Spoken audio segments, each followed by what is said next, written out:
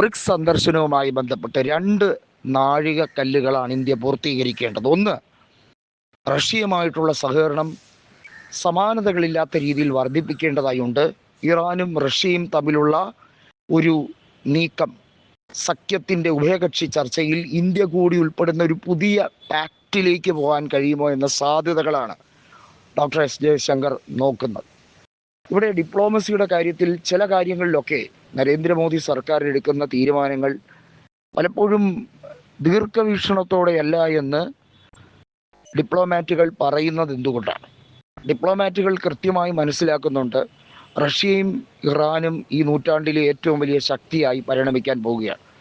Middle ഈസ്റ്റിൽ Iran എടുക്കുന്ന effort ഉണ്ടല്ലോ, അമേരിക്കയ്ക്കെതിരെയുള്ള ഒരു ശക്തമായ എഫോർട്ട്, അത് ഒരിക്കലും കണ്ടില്ല എന്ന് നടിക്കാൻ കഴിയില്ല. ഇറാനെ പോലൊരു രാജ്യം ആണവായുധം ഇല്ലാഞ്ഞിട്ടു കൂടിയും വളരെ സുശക്തമായി അമേരിക്കയ്ക്കെതിരെ നടത്തുന്ന പോരാട്ടം, അതിൽ റഷ്യ വളരെ സഹായം നൽകുന്നുണ്ട് എന്നൊക്കെ പറയുമ്പോഴും കയറിയടിക്കാനുള്ള ധൈര്യം ഇറാൻ എവിടെ നിന്ന് കിട്ടിയെന്ന് അമേരിക്ക ചോദിക്കുമ്പോൾ ഇറാന്റെ ഭൂഗർഭ മിസൈലുകളോ ഭൂഗർഭ അറയിലുള്ള ആയുധ ശേഖരണമൊന്നുമല്ല, അവരുടെ മനക്കരുത്താണ്. മൊജ്തബ ഖമേനി എടുക്കുന്ന ആക്ഷൻസ്, ഖാസിം സോലമേനിയുടെ വധത്തിന് ശേഷം ഇറാൻ പറഞ്ഞൊരു വാക്കുണ്ട്, ആ വാക്കിനെ വളരെ പ്രാധാന്യത്തോടെയാണ് കാണുന്നത്. E20യുമായി ബന്ധപ്പെട്ട് എത്തനോൾ കലർത്തിയ പെട്രോൾ, മായം കലർത്തിയ പെട്രോൾ ഇവിടുത്തെ ഭരണാധികാരികൾ ജനങ്ങളുടെ മണ്ടയിൽ അധിക നികുതി ഭാരത്തോടെ അടിച്ചേൽപ്പിക്കുമ്പോൾ തീർച്ചയായും ഇറാനുമായും റഷ്യയുമായും കൂടുതൽ ട്രേഡ് നടത്തേണ്ടതിൻ്റെ അനിവാര്യത വന്നുകൊണ്ടിരിക്കുകയാണ്. കാരണം ഇറാനും റഷ്യയും വിചാരിച്ചാൽ ഒരു പരിധിവരെ ഇന്ത്യയുടെ എണ്ണ ദൗർലഭ്യത പരിഹരിക്കാൻ കഴിയും. നമ്മുടെ രാജ്യം ഒരു കാരണവശാലും അമേരിക്ക നമ്പരുത്.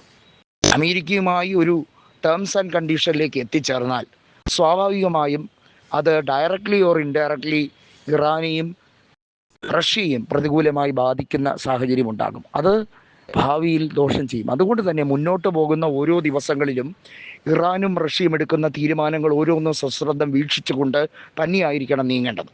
ഇതിൽ ബ്രിക്സിൽ ചൈനയുടെ നീക്കങ്ങൾ മാത്രമാണ് നമുക്ക് സംശയാസ്പദമായി തോന്നുന്നത്. കാരണം നെയ്ബറിംഗ് രാജ്യം എന്ന രീതിയിൽ, നെയ്ബറിംഗ് കൺട്രി എന്ന രീതിയിൽ ചൈന ഇന്ത്യയോട് കാണിക്കുന്ന ഒരു രീതിയുണ്ട്.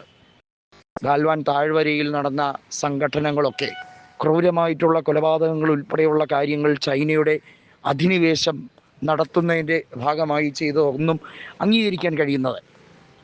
പക്ഷേ ചൈന എടുക്കുന്ന തീരുമാനങ്ങളെ സശ്രദ്ധം വീക്ഷിക്കാം. ചൈന അമേരിക്കയ്ക്കെതിരാണ്, അമേരിക്കയുടെ നയങ്ങൾക്കെതിരാണ്. ബ്രിക്സിൻ്റെ ഏറ്റവും വലിയ പ്രാധാന്യം എന്താണ്? ഇന്ത്യ കൃത്യമായും ഒരു ഓൾട്ടർനേറ്റീവ് കറൻസി സിസ്റ്റത്തിലേക്ക് സ്വിച്ച് ഓൺ ചെയ്യേണ്ടതാണ്. ഡോളറുമായുള്ള വിനിമയ നിരക്ക് മാറ്റി ഒരു ഓൾട്ടർനേറ്റീവ് സിസ്റ്റത്തിലേക്ക് സ്വിച്ച് ഓൺ ചെയ്യേണ്ടതിൻ്റെ അനിവാര്യത വരുമ്പോൾ സ്വാഭാവികമായും ആ സിസ്റ്റത്തെ റഷ്യയും ചൈനയും ഒക്കെ പിന്താങ്ങുകയാണെങ്കിൽ അതിൽ ഇന്ത്യ ഒപ്പം ചേരുന്നതിൽ എന്ത് തെറ്റാണുള്ളത്?